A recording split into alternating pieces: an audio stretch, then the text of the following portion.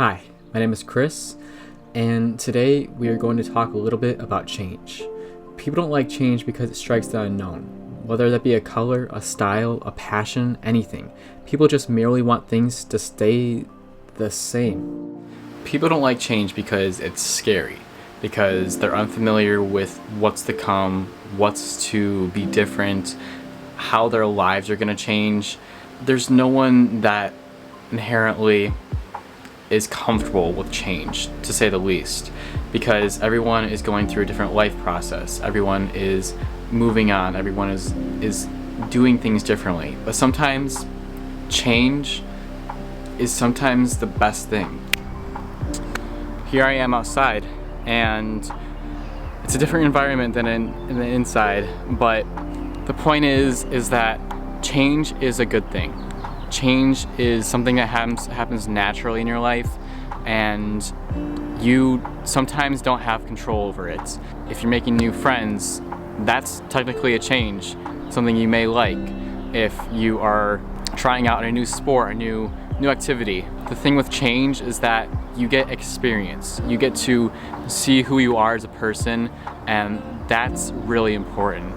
Now, to bring this to my main point, Things Fall Apart by Chinua Achebe is a story that tells a lot about change and tradition. And Okonkwo, our main character, is someone who has always been this very conservative character, and he's gone through a lot in his life. And what this means is that he's not willing to be different. He disgraces his son for being more like his father because his father was more open. He did not appreciate his father. His son, Naoye, he wanted to do things on his own. He wanted to take on what the Europeans were offering in terms of Christianity, and his father, Okonkwo, did not like that. Now, I'm not here to say that change should always happen, because sometimes things are maybe not meant to change. Maybe they're meant to stay the same, and that's something you're gonna have to figure out with experience. The deal with Things Fall Apart is that Okonkwo is going through this process of identity, and he's not sure how to take on these new ideas of Christianity from the Europeans and dealing with his legacy. But I think students can gain to learn a lot from this book. I think it has many issues that it brings up, and I think that's very important when going through literature, and I think it's a very impactful book. Hopefully that students will understand as they read.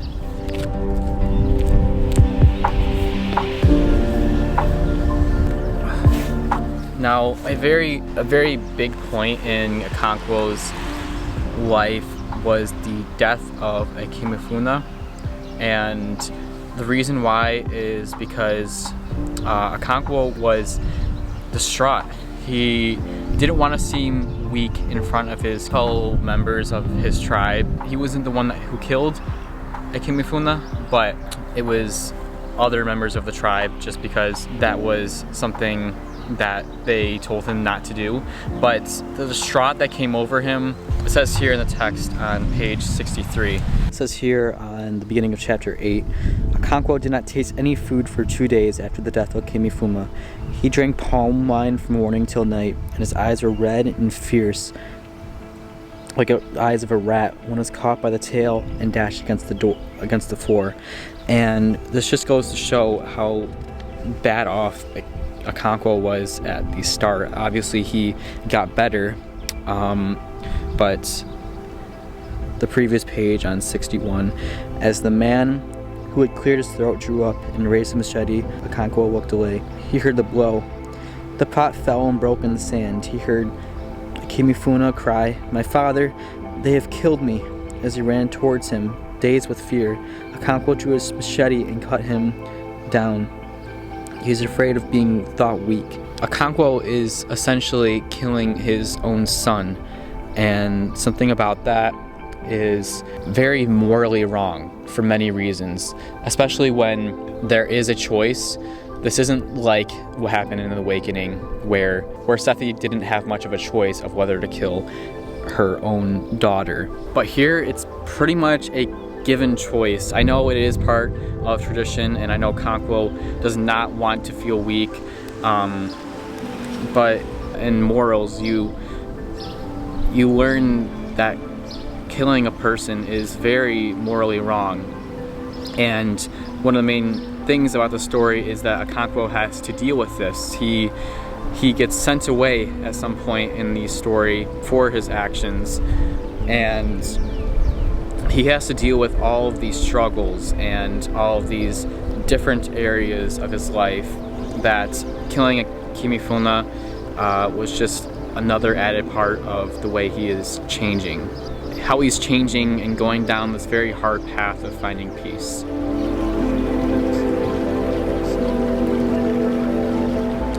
Now, there's this idea about culture in the story that I've kind of already touched upon, and that is in terms of accepting new cultures. This goes right along with change.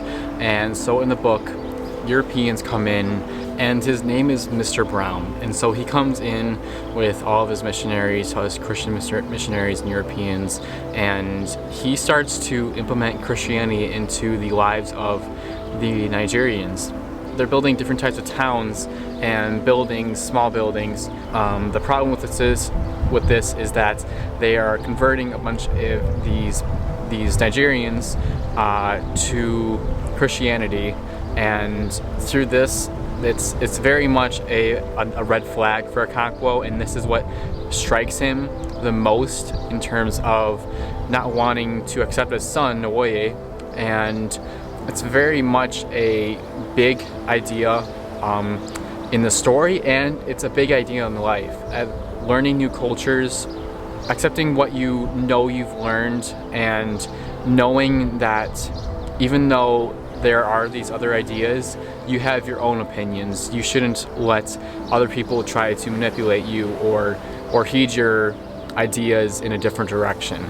I think this has a lot of benefit for students who will learn about this, but in terms of identity and knowing what you believe in, this story says a lot about that.